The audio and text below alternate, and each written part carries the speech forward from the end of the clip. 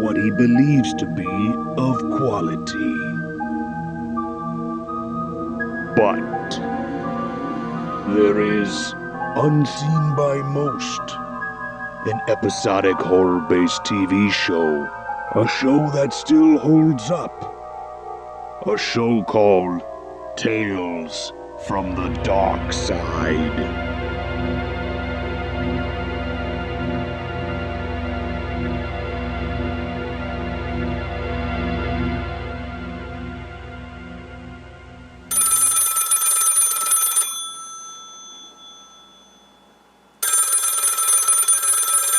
Hey, what's up, and welcome back to Talks from the Dark Side. I'm Joe Lascola. And I'm Chris Bahr.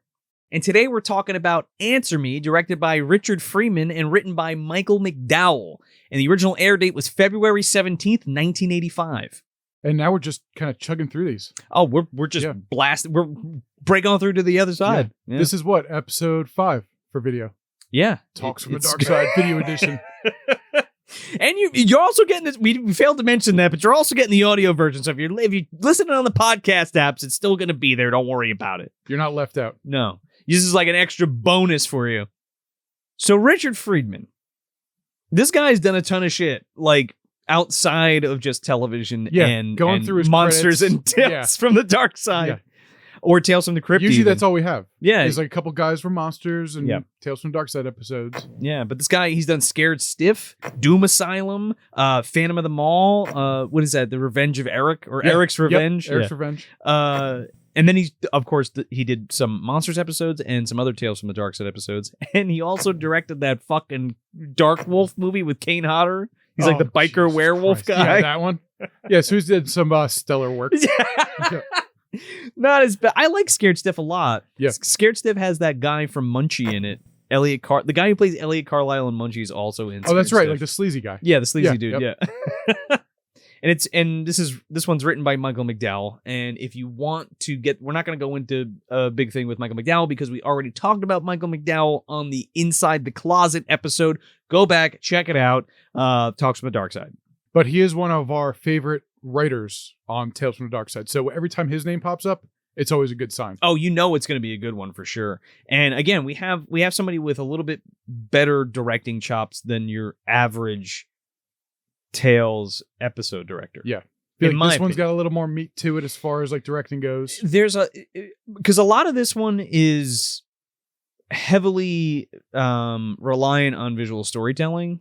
Yeah. And we were talking about this a little bit before. So before we get into the episode, why don't you lay that Fangoria synopsis on us? So here's the official Fangoria synopsis from the official Tales from the Dark Side episode list. An out-of-work actress is plagued by the sound of an incessantly ringing telephone from the vacant apartment next to hers. You hear that? Investigating the phantom phone, the woman traces the calls to the dark side, and madness follows.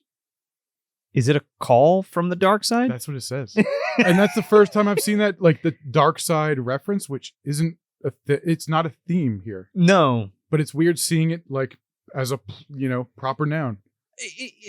It's weird because you say that and it reminds me of a Rod Serling like intro where he's like, and that's the Twilight Zone. Yeah. What's happening in the Twilight Zone or so whatever. Maybe this is a new thing? It I don't might know. be, but this episode plays out like a zone big time. It does. You can actually set this to black and white if your TV has that, and you have a Twilight Zone episode. Yeah. We got Jean Marsh in this playing Joan Matlin.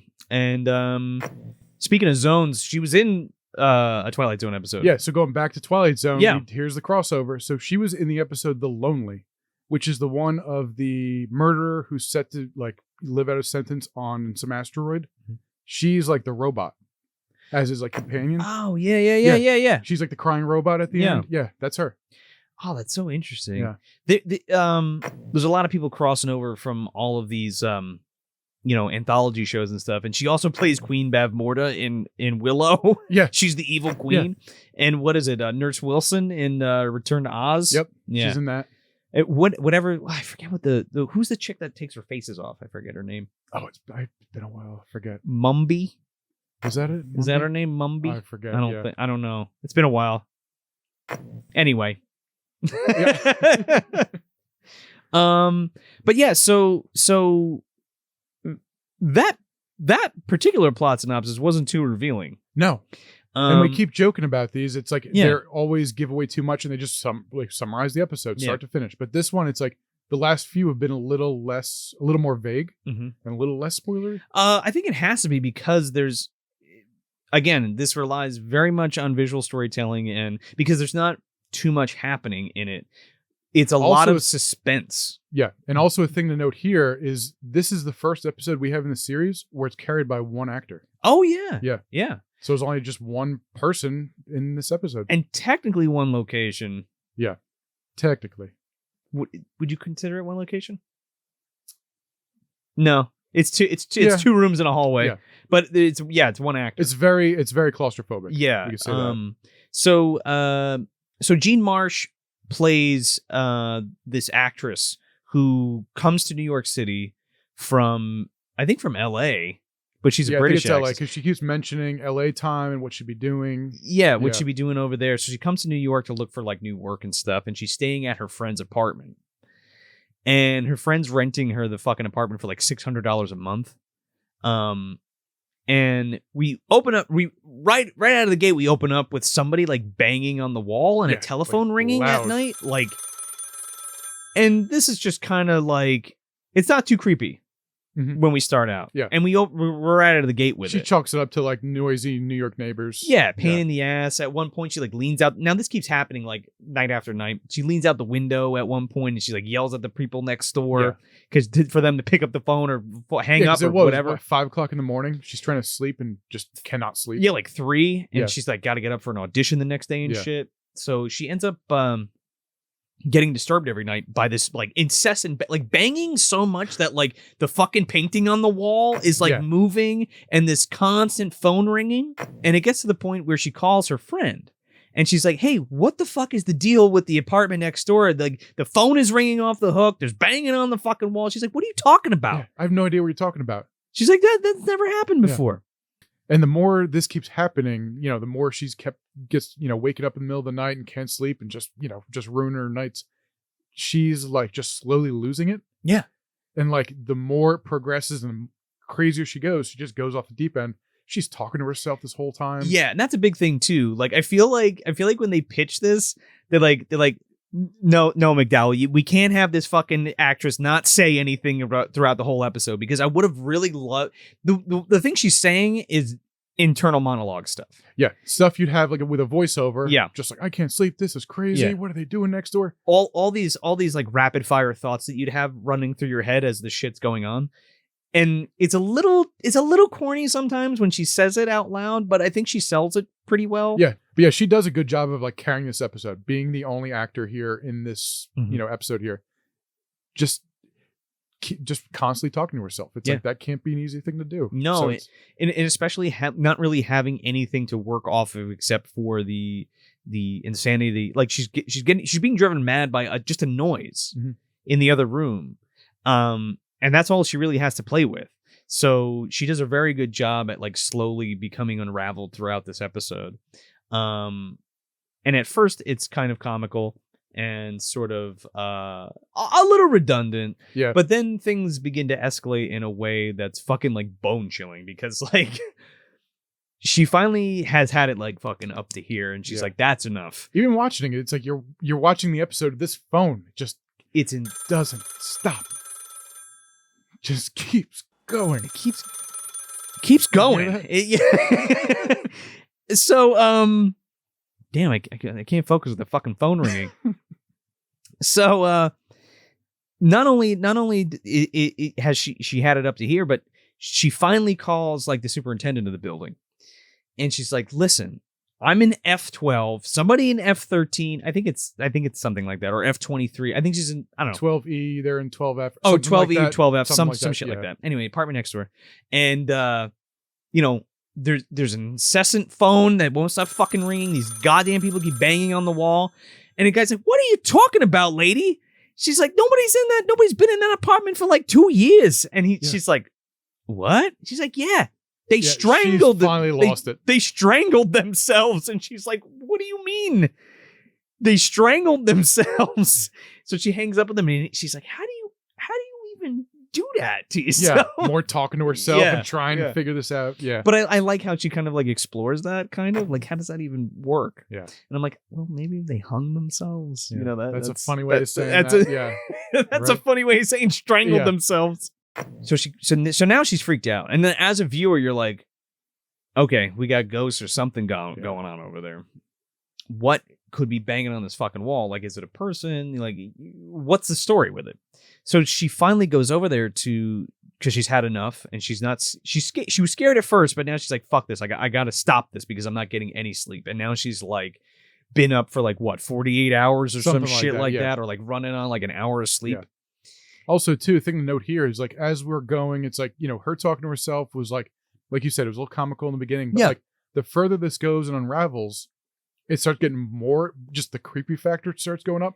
Yeah, especially like with the lighting and the sound design. The sound comes in a lot more over at this point. And it ramps up as we go through this episode. So it's very the tension is very well done. Yeah.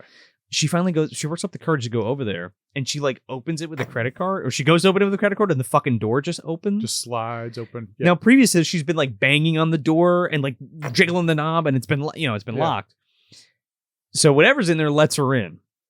And she walks in to a completely empty apartment. Yeah, nothing in there. Except the fucking wall where there is just like bang marks like in the wall, like the fucking drywall is cracked and smashed or plaster and lath maybe. And not even a couple. It's like the whole entire wall. It's like covered. Big parts of it. And like that is just terrifying to me because like you've been terrorized by this sound and this incessant ringing for nights on end, and you go over there's nothing in the apartment at all except the wall is fucked up right where on the other side is your bed where you've been sleeping. Like what, separated by drywall and some 2x4s? It's terrifying.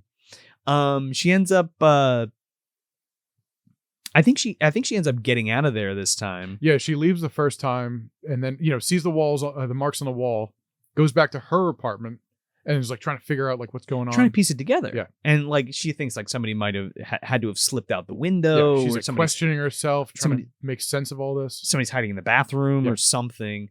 But then the ringing happens again. The bangs happen again. And then this time she goes over. And she's like, so I don't know why she goes back over there. She knows something's up, and she's like, she does that thing where she's like, please don't be open, please don't be open, please don't be open. And of course the door opens. Yeah.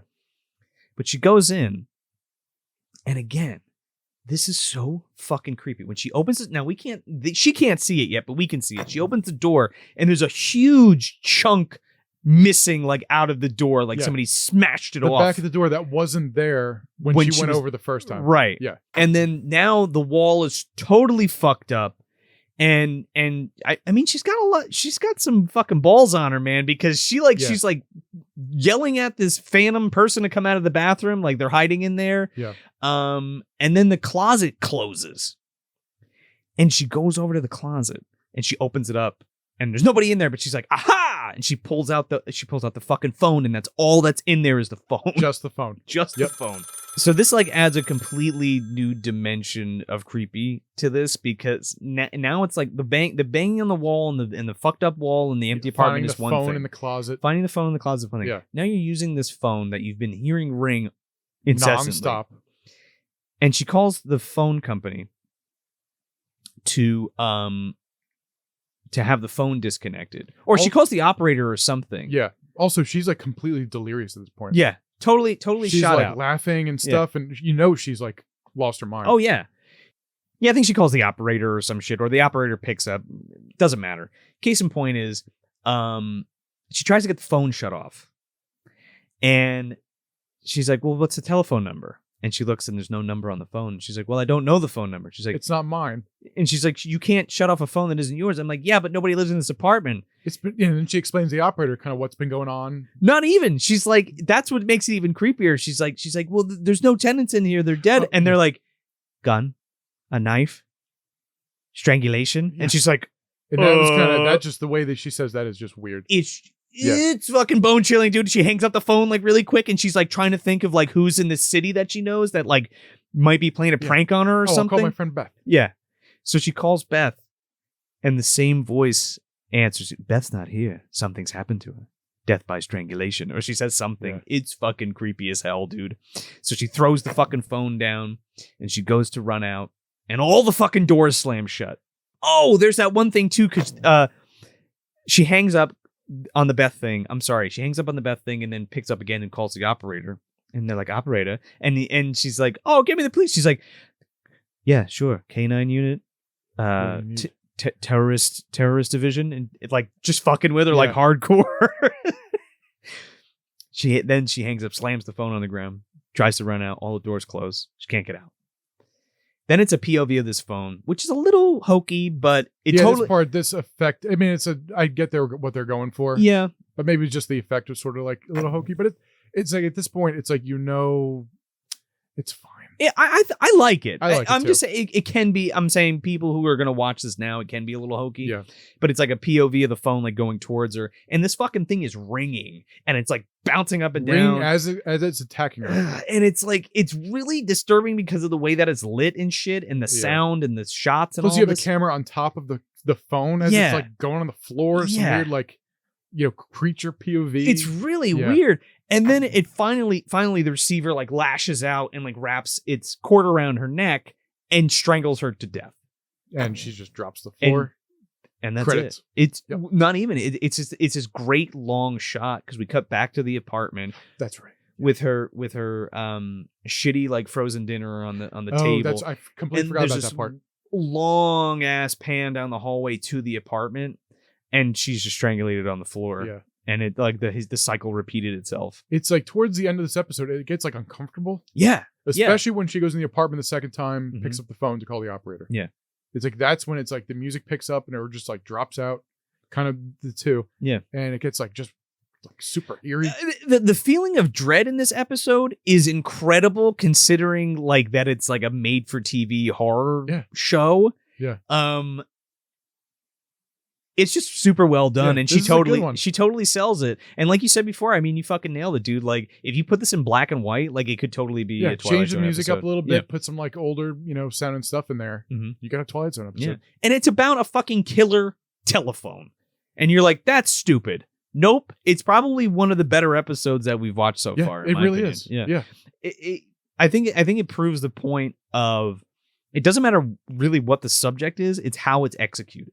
Yeah, and especially with the series, and I don't mean this in a bad way, but being a sort of a low budget production here, it's like that does sort of limit the things this series can do. But here, it's like it's made to work because it's a good story and a solid actress. 100%. And like this sounds like it would be stupid. Yeah, like if somebody was like, "Oh yeah, it's about to kill a telephone." Yeah. And again, the way that it's presented and done is just like crafted like super well.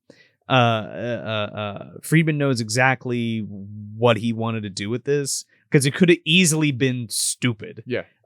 Very easily. This could have been a very just a dumb episode. And I feel like anybody else that maybe picked this up wouldn't have like played with it in the same way he did or like did the same things he did because they would have been like, this is dumb. Nobody's going to think this is scary. So I'm not even going to try. Like imagine, and let's make it like this could have easily been like a comedy episode. You know what I mean? Like imagine her calling the operator. Imagine that scene. Yeah. Give the operator like a funny accent. Yeah. Or like, oh, hello. Or, whatever. Yeah. It just ruin it. And what's even to add to the creep factor, I think it's her on the receiver end. Is it really? It's like her voice. I didn't catch that. Okay. I'm pretty sure it is, which even makes it even creepier.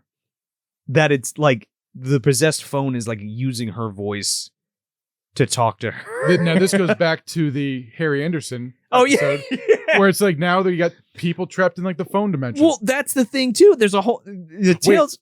Maybe this woman is the movie time voice in the Harry Anderson episode. Do you think like this is like the hitman that Harry Anderson hires in the phone world? Like, hey, babe, I got a fucking job for you. Go kill this bitch. That's her. Right. And then it inherits a telephone. Yeah. oh, maybe she was an actress. She was going to be an actress on one of Harry Anderson's there it is. pilots, there's right? the crossover. And they're like, yeah, we don't want her on this Yeah, thing, and like, that's but she's in with the director, so there's no way that she's not going to be in Yeah. it. He's like, well, you're gonna have to fucking kill her. Kiss. Kiss. Yeah, that obnoxious voice.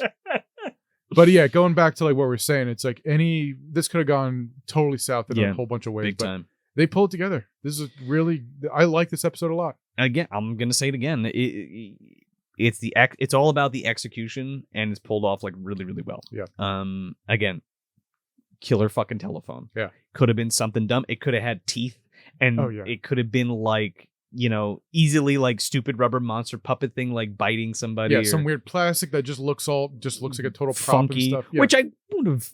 Yeah, I found that's always fine. Yeah, but like they took a totally different route with it, and the banging on the wall and the set and just the ringing is just so simple and so fucking effective for the storytelling. I love this episode. Also, it's like you can kind of look at it as like a modern 80, 85 contemporary. Yeah, There you contemporary version of almost like the Telltale Heart. Kinda, in a way. Yeah, in a way, I can see the similarities Which there for is sure. a person just going mad by a sound that just won't stop. Did she kill herself? We don't know. Was it actually the phone? Right. Strangled herself with a telephone cord or something. But yeah, I absolutely love this one.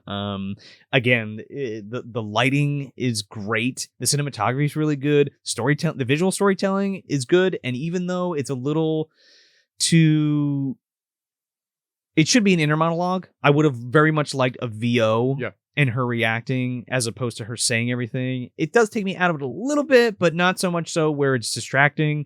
Because she's a great actress. She pulls it off like with flying colors. It's just all around a well-crafted, short, sweet, to the point, well done horror story. Yeah. Yeah. Yeah, just like a really solid episode. Yeah. There's across the board. It's like, I mean, you covered every point, I wanted to say, but it's, agreed. It's like, that's, again, going back to the little phone effect. It's like some people might not be crazy about it, but if we can call that the worst part of the episode, I'll take it. Oh yeah, for sure. There totally. could be if the acting was a problem, that would have destroyed the entire thing. Yeah. Like it would all fall apart. Yeah. But like we were just talking about the anniversary dinner episode where, well, you only had 22 minutes to fit it in and blah, blah. And like this takes its time and builds the suspense. And it's worth it. And then there's a payoff and it's totally satisfying. In my opinion. Yeah. And it's like, I feel like I've said this a few times, but with this show, it's like my favorite ones personally are the ones that are more like the creepier ones. Straightforward horror orientated. Like the less comedy in these, the better. Sure. And I feel like more should be like this episode. Yeah. And again, it could have been a comedy episode just for the sheer fact of the person on the outside looking at this like an, I don't want to say non-creative, but like somebody who's like, oh, I gotta direct a fucking phone horror. Like, okay, we're gonna make this dumb because nobody's gonna take it seriously. You can tell they had fun with this. Totally. Yeah. And you don't know what the fuck's going on until the very, very end. And by the time we get there, it's totally fine. Yep. Yeah.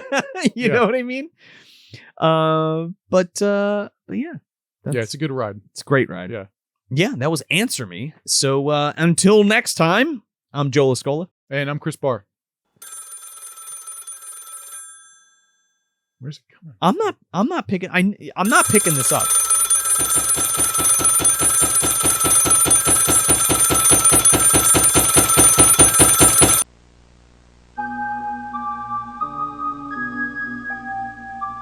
Tales from the dark side is always there, waiting for us to watch it, waiting for us to hit play.